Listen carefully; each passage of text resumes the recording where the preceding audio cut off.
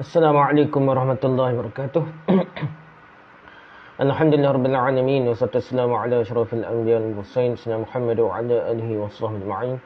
Rabbi shrah li sadri wa yassir li amri wa hlul 'uqdatam min lisani yafqahu qawli, amma ba'd. Kita sambung balik kitab kita ni, Penuhanan Yesus. Bagaimana falsafah dan batiniah berperanan ke atasnya, ke atas kesyirikan yang berlaku menuhankan Yesus oleh Ustaz Amirul Ashraf Fazil dan Ustaz Ahmad Ikram Muhammad Nur. Jadi kita masuk bab pertama. Pendahuluan kita sudah ada, kita masuk bab pertama, memahami latar pengaruh monisme dan kesan falsafah kepada agama Kristian. Memahami latar pengaruh monisme dan kesan daripada falsafah kepada agama tauhid. Kepada agama Kristian lah. Asal Kristian ni asal-asal dia tidak syirik. Nabi Isa tu berkatahan tiba jadi akak jadi Tuhan. Sebab apa? Kita nak baca ni lah. Okay, menurut agama Islam, Yahudi dan agama Kristian, kesemuanya beriman bahawa manusia pertama yang Allah SWT ciptakan adalah Adam AS. Tak kira Islam, Yahudi, Kristian, semua percaya Nabi Adam lah. Kisah Adam juga ceritakan dalam Bible dan begitu juga dalam Quran. Old Testament ke New Testament ke, Taurat ke Injil ke, semua cerita. Terjemuh tu ada tokoh tambah tu lain cerita lah. Tapi secara asalnya semua cerita benda sama lah. Agama pertama yang diimani oleh Adam adalah agama tauhid. Nabi Adam pun agama tauhid, iaitu agama yang mengesakan Allah SWT dengan ibadah serta meyakini keesaan tersebut pada zat, sifat-sifat dan perbuatannya. Itulah hakikat kebenaran yang Allah SWT tetapkan ke atas manusia. Tidak ada kompromi untuk akidah ini sejak dari awal lagi. Sebagai Muslim yang mengimani, yang percayai, meyakini kebenaran ini, perlu ingat bahawa ketika mana Allah SWT menghumbankan Iblis keluar dari syurga disebabkan kesombongan Iblis lah, yang tidak mau patuh kepada perintah Allah SWT. Iblis telah bersumpah akan menyesatkan anak cucu Adam dari agama tauhid ini, sebagaimana firman Allah SWT, A'udzubillahi minasyaitonir rajim. Qala fa bima aghwaytani la aq'udanna lahum siratakal mustaqim thumma la atiyannahum min bayni aydihim wa min khalfihim wa an aymanihim wa an shama'ilihim wa la tajidu aktharuhum syakirin. Dia bermaksud Iblis berkata, oleh kerana engkau, wahai Tuhan, menyebabkan daku tersesat, maka demi sesungguhnya aku akan mengambil tempat menghalangi mereka, manusia lah, dari menjalani jalanmu yang lurus. Kemudian aku datangi mereka dari hadapan mereka serta dari belakang mereka dan dari kanan mereka serta dari kiri mereka. Dan engkau tidak akan mendapati kebanyakan mereka bersyukur. Amat tak bersyukur lah. Sebabnya hasutan Iblis syaitan dah. Rujuk surah Al-A'raf ayat 16 hingga 17. Sumpah Iblis ini adalah untuk menjadikan manusia menyimpang dari menyembah Allah SWT dan tidak lagi mentauhidkannya. Iblis ingin mengepung manusia dari segenap penjuru dan menghalangi manusia dari beriman dengan agama tauhid ini, sehingga manusia tidak selamat dan binasa.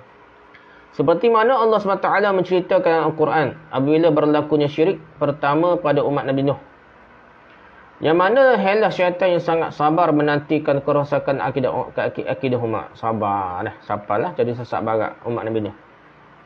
A'udzubillahi minasyaitonir rajim. Wa qalu la tadharunna alihatakum wa la tadharunna waddan wa la suwa'an wa la yaghutha wa ya'uqa wa nasra.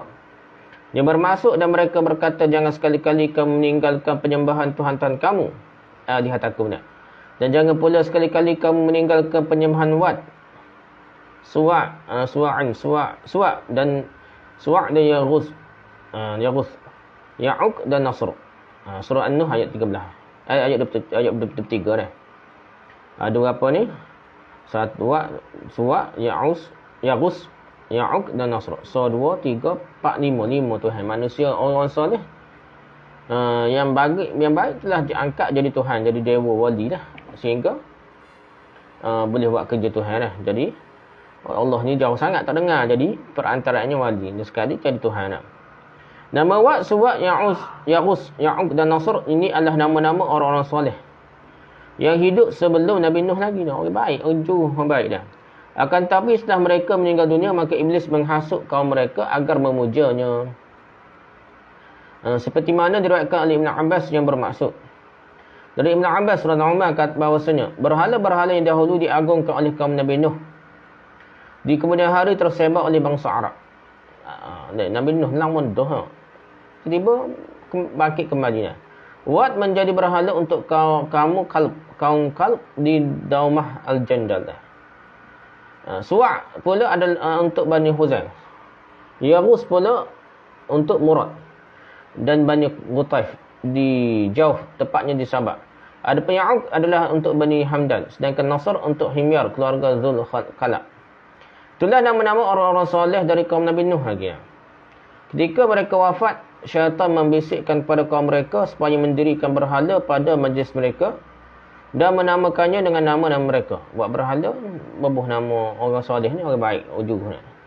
Maka mereka pun melakukan hal tersebut, dan pada saat itu berhala-berhala itu belum disembah lagi. Mula ni saya ingatlah, buah gambar lah, Habib lah, gambar Habib apa dah. Hingga generasi mereka wafat, setelah itu, setelah ilmu tiada, maka berhala-berhala itu pun disembah, diminta berkat, minta hajat apa dah. Macam kubur lah. Kubur ni tak besar. Lepas dia besar, dia jadi sebelum tu tak ada apa, dia besar nama-nama orang, akad minta hajat lah. Sahih Bukhari nombor 4539. Begitu kubur Tok Kenali. Ada wak pelik-pelik, cara pelik-pelik. Anak cucu dia pun marah, tapi nak macam mana, tapi kubur tu besar jugalah. Taklah sebesar kubur pelik, kubur Syiah ke apa, tapi kan besar juga. Jadi tak boleh besar kubur. Begitu juga buat berhala ni asalnya nak suruh ingat je, tiba-tiba lama-lama jadi sembuh lah. Minta hajat berhala dan orang baik. Tak boleh gitulah. Maka berlakulah bentuk akidah mensyirikkan Allah SWT dengan berlakunya penyembahan kepada berhala-berhala sebagai salah satu bentuk perantaraan kepada Allah SWT. Allah ni jauh tak dengar, jadi berhalanya jadi perantaraan, telefon, jadi orang tengah ni. Akidah mereka tetap tidak menafikan bahawa adanya Tuhan yang Maha Tinggi dan Maha Esa. Dia tahu ada Tuhan yang berhala tu, walaupun sembah berhala, dia tahu ada Tuhan yang panggil super power, tak ada lah. Tapi jauh sangat super power ni, orang mari orang tengah lah. Ni. Tawasul perantaraan ni lah, iaitu berhala tu lah. Tetapi mereka mula berfikir bahawa diri mereka tidak dapat mencapai Tuhan yang Maha Esa. Oh, jauh ni, tak dengar Tuhan ni nak, jauh ni. Lalu mereka menggunakan perantaraan dengan meminta pertolongan kepada orang-orang yang lebih soleh, yang baik, yang tak boleh baik dah, yang disangkakan lebih dekat dengan Tuhan. Akidah ini dikenali sebagai kepercayaan politisme. Iaitu menyembah banyak Tuhan atau banyak dewa sebagai perantaraan dirinya dengan Tuhan. Dari semua berhala Tuhan gapo ni no. Hindu banyak 3 juta Tuhan ni. Sebab apa banyak ni? Sebab dia jauh Tuhan, jadi perantaraan dengan Tuhan tu banyak ni. Selain politisme, syaitan tidak pernah kekiringan idea. Tak kira idea dah. Untuk menyesatkan manusia dengan ribuan cara-cara yang lain lagi. Antaranya menyeleweng pemaknaan dan pemahaman bagi perkataan Tuhan. Itukar makna dia Tuhan itu kepada suatu hakikatnya bukan Tuhan. Tukar makna Tuhan kepada hakikat bukan Tuhan lah. Yang ambil itu tukar makna dah. Sebagai contoh, batu dan kayu diukir lalu dipanggil sebagai Tuhan. Ada yang menamakan harta dan wang ringgit sebagai Tuhan. Malah ada fahaman yang mendakwa manusia tertentu sebagai Tuhan. Ibu-ibu. Sebagai supaya keliru, supaya bercampur bau dan sekali peningnya. Generasi seterusnya memula bukan Tuhan dengan maksud Tuhan sungguh, tapi sekadar kata tepat orang hormat ke apa dah. Tapi lama-lama generasi seterusnya pening-pening dan jadi kata percaya Tuhan sungguh dah. Begitulah. Selain itu, perkataan Tuhan itu juga telah digunakan dalam falsafah dengan sesuatu yang hakikatnya bukan Tuhan. Falsafah ni nak bayar ayat dia bombastik, ayat dia menyentuh jiwa, mencengkam jiwa, dia guna ayat yang canggih-canggih. Jadi nak menggambar begitu hebatnya tu. Dia guna falsafah macam harta tu Tuhan manusia moden ke. Istilah tu.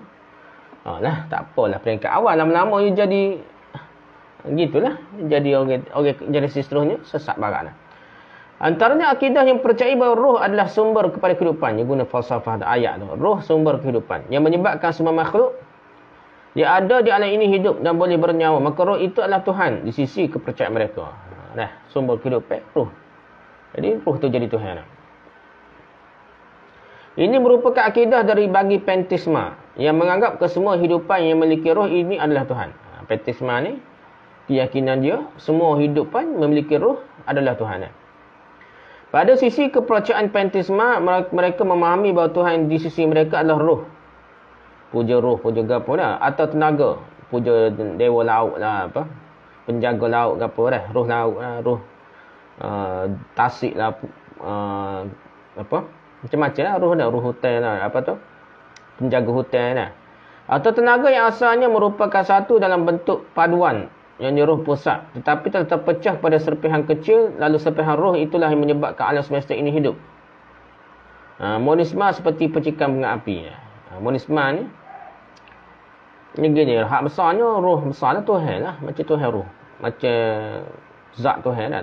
Lepas tu roh pusat ni, lepas tu dia pecah, pecah dari roh kecil tu jadi makhluk-makhluk hidup ni lah. Macam percikan bunga api ke apa ni, monisma ni. Okay, apakah maksud monisma ni? Monisma adalah pandangan metafizik. Ada belajar metafizik ni nama dia. Monisma adalah pandangan metafizik dan teologi bahawa semuanya adalah satu. Bahawa tidak ada perpecahan mendasar dan bahawa terdapat hukum yang bersatu mendasari seluruh alam. Wahdatul wujudnya.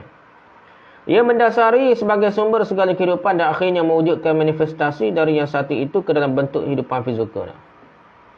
Satu tu wahdatul wujud lah. Ni wahdatul wujud lah. Waktu kata baca buku-buku dulu, falsafah dulu, dia simbol wahdatul wujud, istilah wahdatul wujud ni sebenarnya betul-betul sama dengan istilah monisma, istilah dalam kitab-kitab Yunani dulu dah. Kitab-kitab Greek, kitab-kitab falsafah dulu. Okay, Tuhan atau roh pusat di sisi mereka ini tidaklah bersifat seperti Tuhan di sisi akidah tauhid. Mereka percaya roh pusat tidak berperibadi, tidak boleh diimajinasikan dan tidak memiliki kebijaksanaan. Serupa dengan Jahmiyah, Mu'tazilah ke apa, jadi tak bersifat, tak bergapo dah. Ya, tapi belik sikitlah kalau bersifat serupa makhluk. Bertempat serupa makhluk.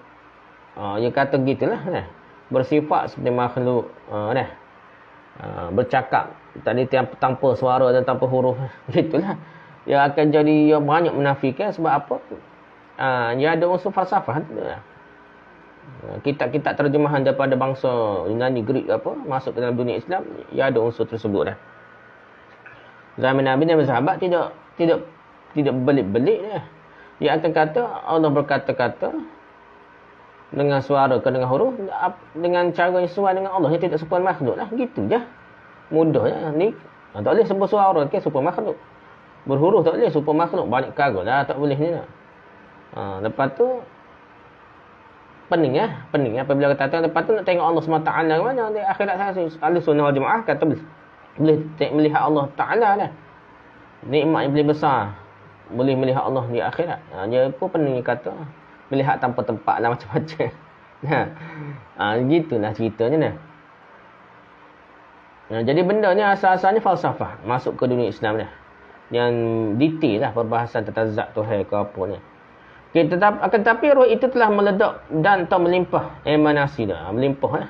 Meledak, roh tu meledak, melimpah dah. Zat Tuhan itu melimpah dengan sendirinya. Dan roh-roh yang terpancar dan berpisah dari roh pusat itu melalui suatu tempoh yang panjang akhirnya mewujudkan segala kehidupan di alam semesta ini. Roh Tuhan, zat Tuhan ni dah sekali yang akan terpancar-pancar, yang akan menjadi makhluk alam semesta ini.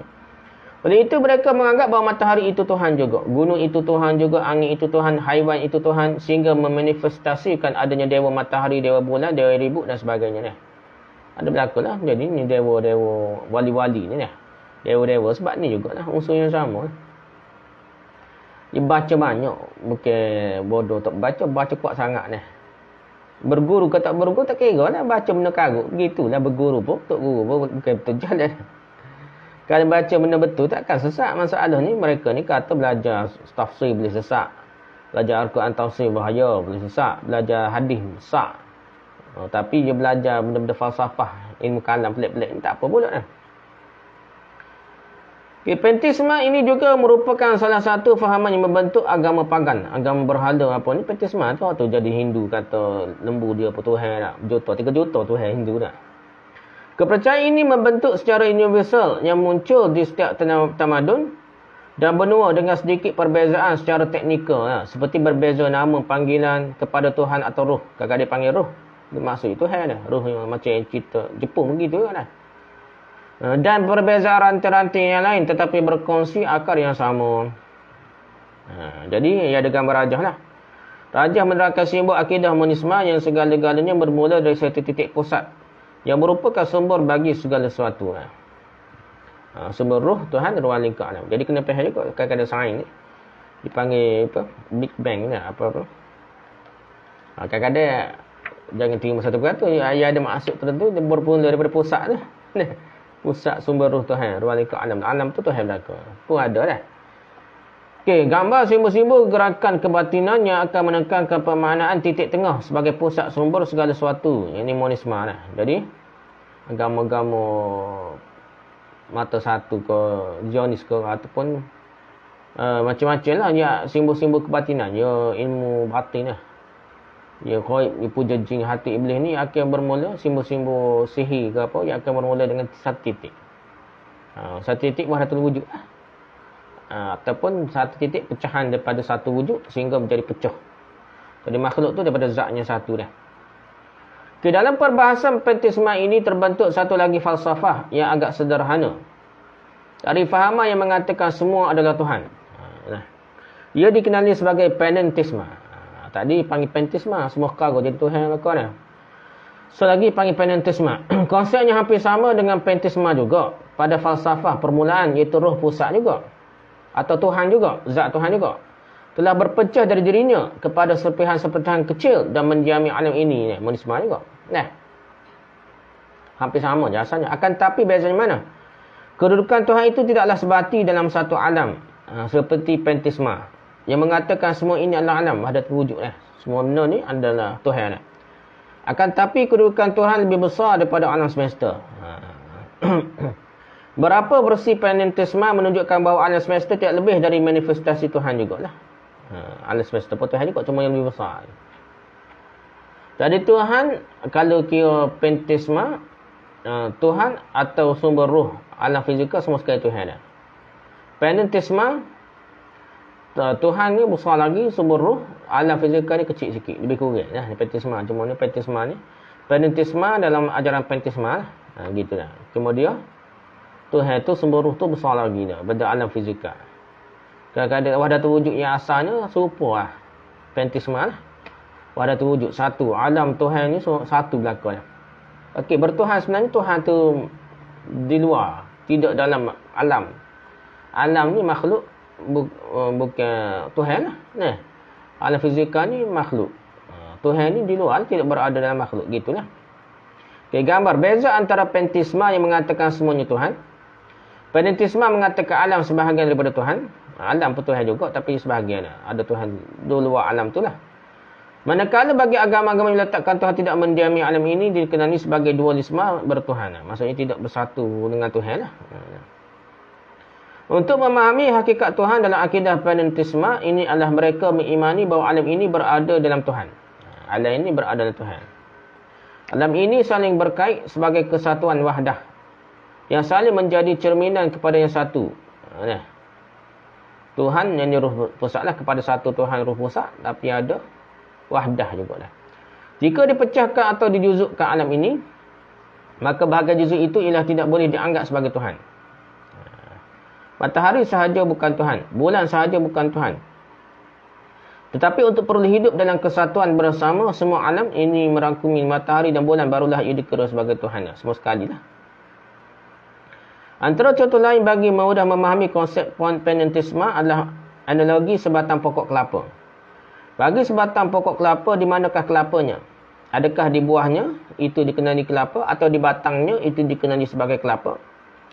Maksudnya jika pokok itu dibahagikan secara berasingan bahagiannya, maka ia tidak mencapai makna bagi kelapa tersebut secara keseluruhannya.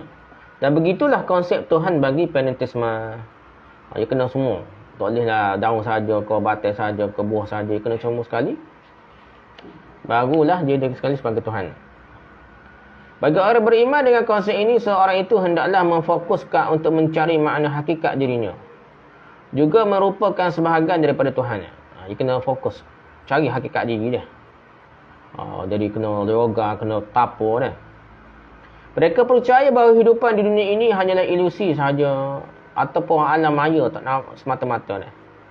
Dan diri manusia itu sendiri tidak wujud sebenarnya dah. Tak wujud. Hanya mau sufi-sufi sebut dah. Dia kata fana ke apa, memang betul-betul ambil daripada istilah falsafah dulu dah. Hindu ke falsafah Hindu ke apa, falsafah Yunani semua tu campur habis dah.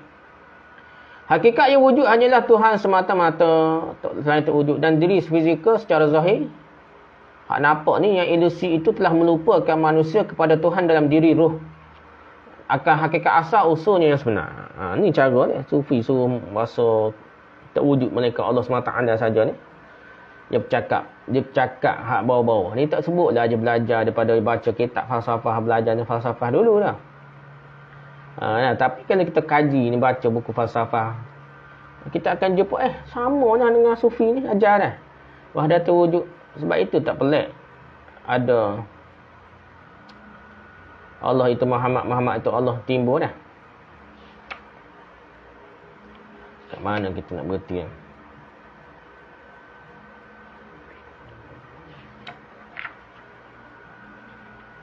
Berhenti sikit lagi.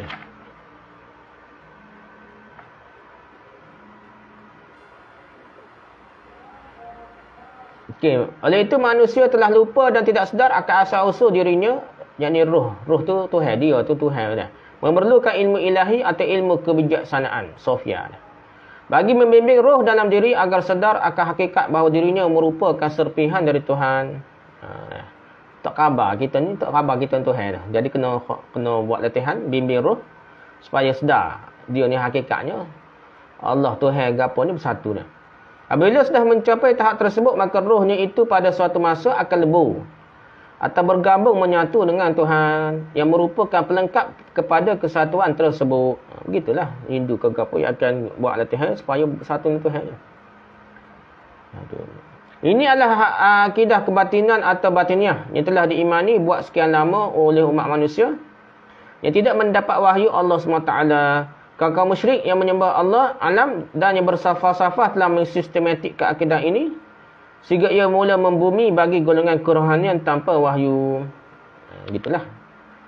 Ini akidah batinnya lama dah manusia dah. Dia tidak dapat wahyu, khoya-khoya dia pun buat macam ni dah. Setelah sekali sembah alam, lepas tu guna ayat berbelit-belit, canggih, ayat berbunga-bunga lah. Ayat falsafah yang tinggi, ayat menyentuh hati, mencengkam jiwa dah. Ayat-ayat Tok Guru yang hebat lah. Sehingga jadi sistematik akidah ini. Begitulah.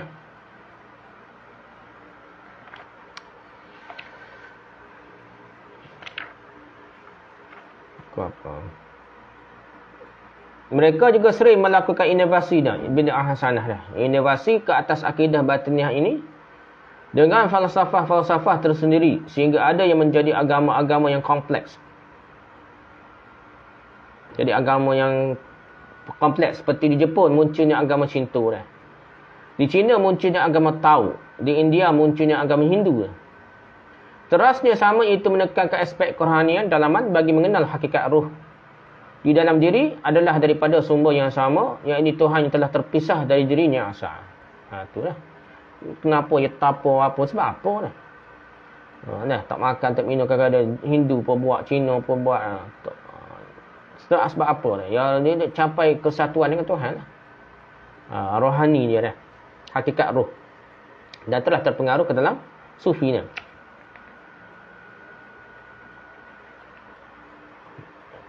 Teras akidah mereka adalah sama, namun mungkin sedikit berbeza dalam beberapa perkara teknikal. Sebagai contoh, bagi nama kepada roh pusat yang utama. Tuhan itu dipanggil roh pusat utama itu panggil apa? Dalam Hindu mereka menamakan ia sebagai Brahman. Di dalam Tao mereka menamakan sebagai Dao. Dalam falsafah pula disebut sebagai The One. Ada cerita The One ke apa ni, ada falsafah ni.